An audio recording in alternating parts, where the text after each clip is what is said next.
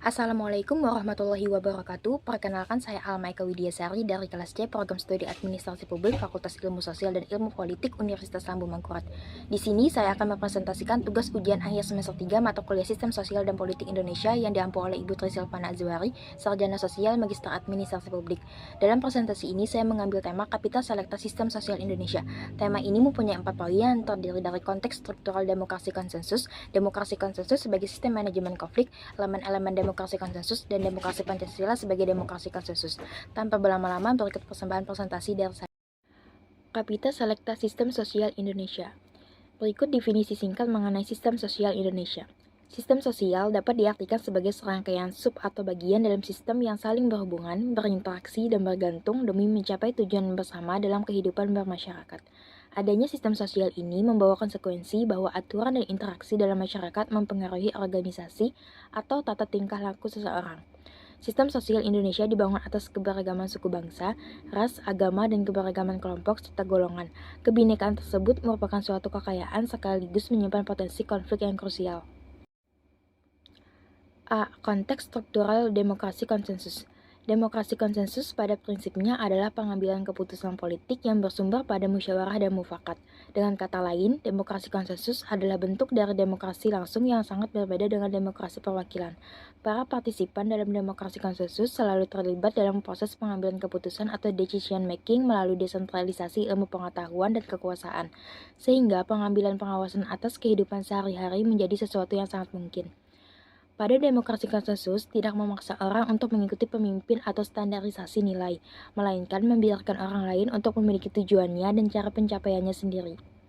B. Demokrasi konsensus sebagai sistem manajemen konflik. Demokrasi konsensus dapat dianggap sebagai sistem manajemen konflik karena menekankan pada kepercayaan antara pemilih dan pemimpin yang bertujuan untuk mengelola konflik antar kelompok politik dan sosial dalam suatu masyarakat.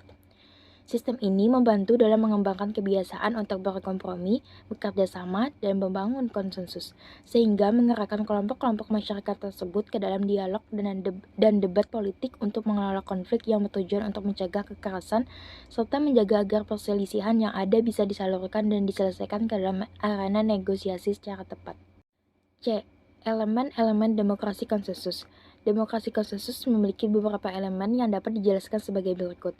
Pertama, konsensus politik. Demokrasi konsensus menekankan pentingnya konsensus politik yang merupakan kesepakatan antara berbagai pihak dalam pengambilan keputusan. Hal ini memungkinkan perlindungan kelompok minoritas dan mencerminkan semangat demokrasi konsensus. Kedua, pengambilan keputusan berbasis musyawarah mufakat. Demokrasi konsensus mendorong pengambilan keputusan berbasis musyawarah mufakat, di mana keputusan politik didasarkan pada kesepakatan antara berbagai pihak, bukan hanya berdasarkan mayoritas suara. 3. Perlindungan kelompok minoritas. Demokrasi konsensus sangat mengakomodir dan melindungi kelompok minoritas, sehingga elemen ini menjadi bagian integral dari demokrasi konsensus. Keempat, koalisi besar dan berbagi kekuasaan. Sistem demokrasi konsensus memaksimalkan ukuran koalisi atau ruling majority dan berbagai kekuasaan dalam mengelola lembaga eksekutif, sehingga memungkinkan berbagai kelompok politik merasa memiliki kesempatan untuk mengelola negara secara adil. Kelima, keterbukaan dan keseimbangan kekuasaan. Demokrasi konsensus juga melibatkan keterbukaan yang melampaui batas dan keseimbangan kekuasaan dalam hubungan eksekutif legislatif. D. Demokrasi Pancasila sebagai demokrasi konsensus. Demokrasi Pancasila sebagai demokrasi konsensus mengacu pada sistem politik yang menekankan konsensus dan kesepakatan antara berbagai pihak dalam pengambilan keputusan, bukan hanya berdasarkan mayoritas suara. Hal ini tercermin dalam konsep pemerintahan yang demokratis, di mana rakyat sebagai pemegang kekuasaan tertinggi dalam melaksanakan pemerintahan suatu negara. Demokrasi Pancasila menerapkan konsensus untuk mengakomodir dan melindungi kelompok minoritas, serta memaksimalkan ukuran koalisi dan berbagi kekuasaan dalam mengelola lembaga eksekutif, sehingga berbagai kelompok politik merasa memiliki kesempatan untuk mengelola negara secara adil.